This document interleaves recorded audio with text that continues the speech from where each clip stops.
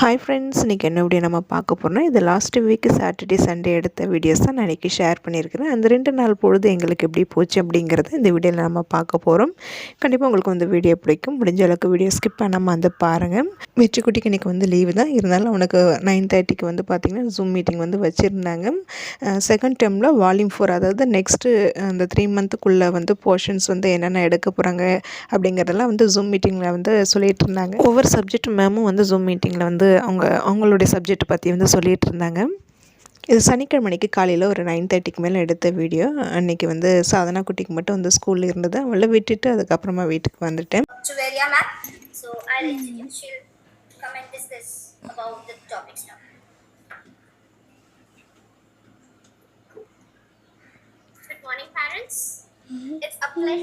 இவங்க யாரு? Today I'm here to speak about English, language and literature. In literature, as the picture is being visible to you, Ruskin Bond's Getting Granny's Glasses is the novel we are learning.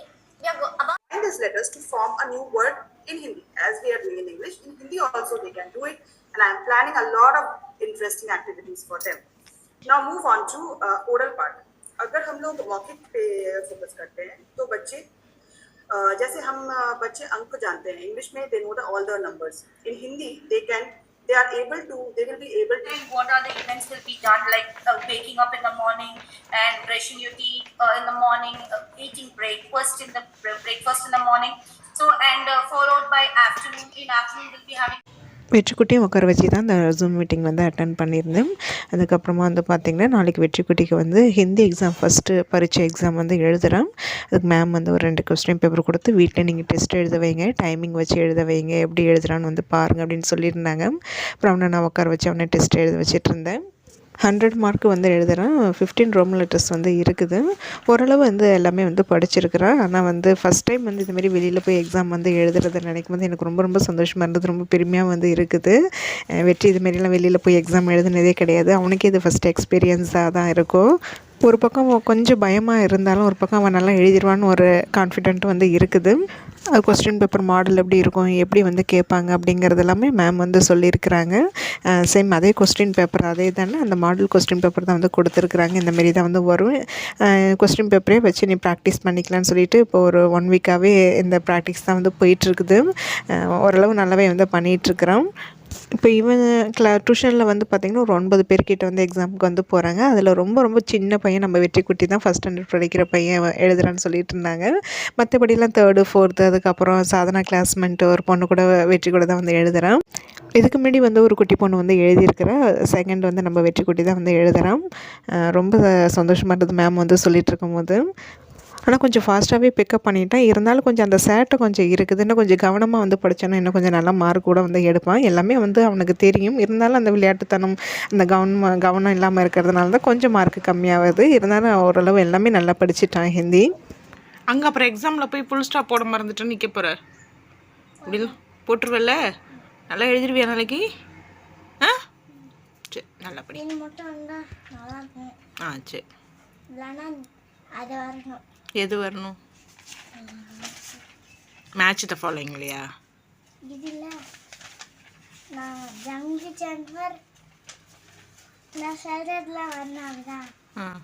கடவுள்கிட்ட வேண்டிக்க, நீ சொல்கிறதெல்லாம் வரணும், நான் full mark எடுக்கணும்னு. நாளைக்கு கோயில் போகும்போது சாமி கும்பிட்டுட்டு போ.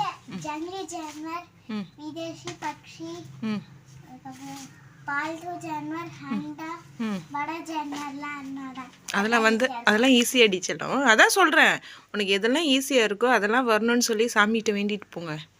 சாமி வந்து அதே கொடுத்துருவார். நிஜமாக தான்.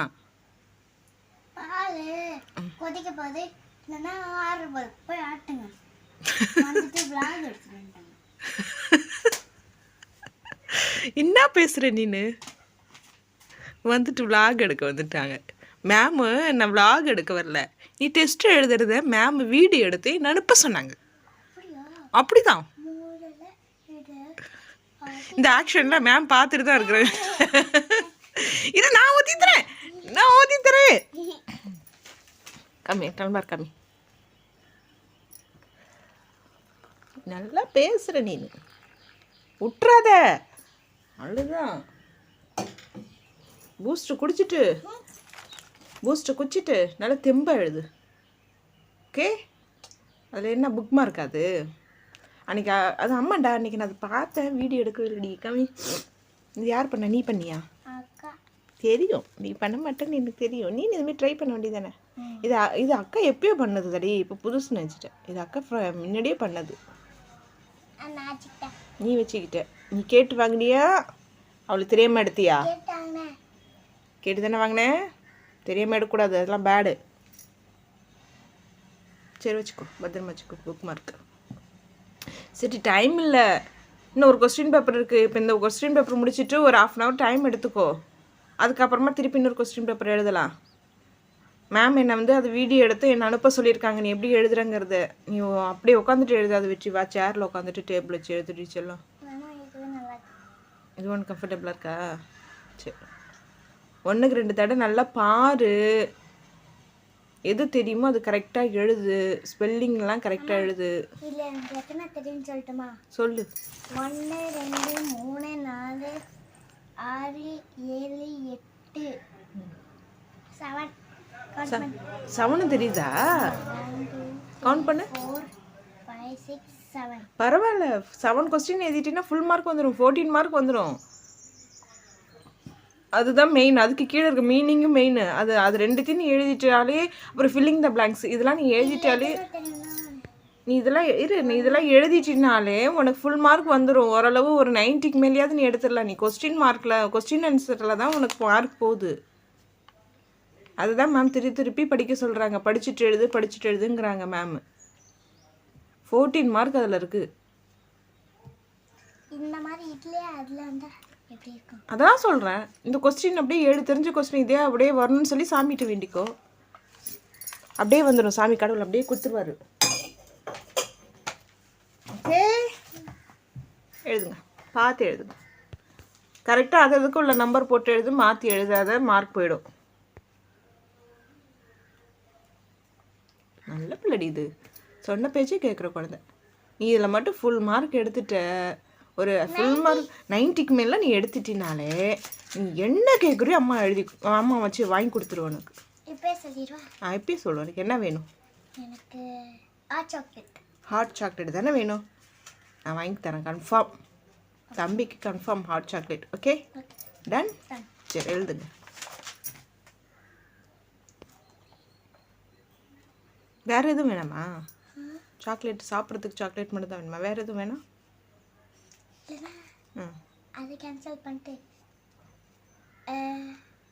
48 கலர்ஸ் ஸ்கெட்ச் 48 இருக்கா? இருக்கு. சரி, நான் பார்க்குறேன், மீஷோவில் இருக்குதான்னு பார்க்குறேன். இருந்ததுன்னா நான் செலக்ட் பண்ணி வைக்கிறேன். ஹாட் சாக்லேட்டா இல்லை வந்து நிறைய இருக்கிற ஸ்கெட்ச்ன்ட்டு நம்ம வந்து இங்கி பிங்கி பாங்கி போட்டு செலக்ட் பண்ணிடலாம். 48 ஓகே, கலர்ஸ் டன். கேமல்ல இருக்கும். சரி, ஓகே, டன். டன். எப்படி பண்ணோம்? டன். சரி, எழுதுங்க. அம்மா நீ டான்ஸ் சொல்லலாம். இடன் சொல்லலாம். சரி, இடன். எழுதுங்க. வெற்றிக்குட்டி வந்து அந்த 2 கொஸ்டின் பேப்பர் எழுத வச்சுட்டு அதுக்கப்புறம் வந்து கொஞ்சம் நேரம் படிக்க வச்சேன். அன்றைக்கி பொழுது வந்து வெற்றிக்குட்டியாக தான் வந்து போயிட்டுருந்தது. அப்புறம் டியூஷனையும் கொண்டு போய் விட்டுட்டு வந்தேன். அதுக்கப்புறமா பெருசாக வந்து வீடியோ எடுக்கலை. இது அன்றைக்கி நைட்டு வந்து எடுத்தது. மாதத்துக்கு முதல் சனிக்கிழமை அன்றைக்கி மிட் நைட்டில் அகஸ்தியர் பூஜைக்கு வந்து போவோம் இல்லைங்களா. ரெகுலராக என்னோடய வீடியோ பார்க்குறவங்களுக்கு தெரியும். இப்போ 2 மந்த்தாக வந்து போகிறதுக்கு முடியல. தீபாவளிக்கு ஊருக்கு போயாச்சு. நெக்ஸ்ட் மந்த் வந்து அவங்க அந்த டைமில் வந்து திருப்பதிக்கு வந்து போயிருந்தாங்க. அதனால் 2 மாதமாக வந்து போகலை. அதுக்கப்புறம் வந்து இன்றைக்கி தான் இந்த மந்த் வந்து போயிட்டு வந்துட்டோம். அன்றைக்கி பார்த்திங்கன்னா பிரசாதம் நிறையாவே வந்துருந்தது. நானும் கொஞ்சம் கம்மியாக தான் வந்து எடுத்திருந்தேன். நைட்டு வீட்டுக்கு வரத்துக்கு ஒரு 3 மணி போல் ஆகிடுச்சு. அதுக்கப்புறம் இது அடுத்த நாள் சண்டே காலையில் கொஞ்சம் லேட்டாக தான் வந்து எழுந்திரிச்சோம். ஒரு 7:30 மணிக்கு மேலே எழுந்திரிச்சு அதுக்கப்புறம் டிஃபன்லாம் வந்து சாப்பிட்டுட்டு வெற்றிக்குட்டிக்கு இன்றைக்கி வந்து எக்ஸாமு 9:30க்கு வந்து எக்ஸாம் ஹாலில் வந்து இருக்கணும். அதனால் வந்து பார்த்திங்கன்னா ஒரு 8:30 மணிக்கெலாம் வீட்டிலேருந்து கிளம்பிட்டோம். நேராக வந்து பார்த்திங்கன்னா சிவன் கோயிலுக்கு வந்துட்டு நவகிரகங்களுக்கு விளக்கெல்லாம் வந்து போட்டுட்டு சாமி கும்பிட்டுட்டு அதுக்கப்புறமா வந்து பார்த்திங்கன்னா தம்பியை வந்து எக்ஸாம் சென்டரில் விட்டுட்டு அதுக்கப்புறம் நேராக திருப்பூரூர் முருகன் கோயிலுக்கு வந்துடணும். திருப்பூரூரில் தான் ஒரு ஸ்கூலில் தான் வந்து எக்ஸாம் சென்டர் வந்து போட்டிருந்தாங்க. அதனால் அவனை விட்டுட்டு ஒரு 2 ஹவர்ஸ் தான் எக்ஸாமு. ஒரேடியாக வெயிட் பண்ணியிருந்து கூட்டிகிட்டு போயிடலாமேன்னு சொல்லிட்டு சரி அங்கே வெயிட் பண்ணாமல் இன்றைக்கி சஷ்டி சஷ்டி விரதம் வேறு, நேராக முருகன் கோயிலுக்கு தான் வந்துடணும். இங்கே வந்து 1 மணி நேரத்துக்கிட்ட வந்து ஆயிடுச்சு. திருப்பூரூர் கந்தசுவாமி கோயிலில் வந்து சஷ்டி விரதம், அதுக்கப்புறம் கிருத்திகை செவ்வாய்க்கிழமைலாம் கூட்டம் ரொம்ப அதிகமாக தான் வந்து இருக்கும். இன்றைக்கும் கொஞ்சம் கூட்டமாக தான் இருந்தது. அது இல்லாமல் வந்து இப்போ சபரிமலைக்கு மாலை போடுறவங்க எல்லாருமே இப்போ முடி கட்டுறவங்க எல்லாம் இங்கே கோயிலில் வந்து கட்டிகிட்டு இருந்தாங்க. அதுவும் வேறு தனியாக கூட்டம் வேறு இருந்தது.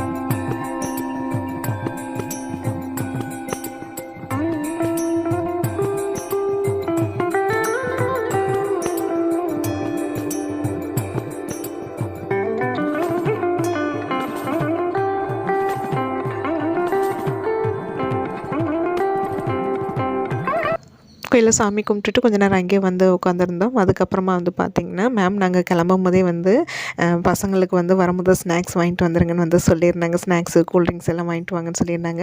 இப்போ அதெல்லாமே வந்து வாங்குறதுக்கு முன்னாடியே வந்து டீ குடிக்கணும் போல் இருந்தது. அப்புறம் நானும் சாதனப்போ வந்து டீயும் அவங்க வந்து ஸ்நாக்ஸுக்கு வந்து பார்த்திங்கன்னா இது நவதானிய சுண்டல் வந்து வாங்கிக்கிட்டாங்க.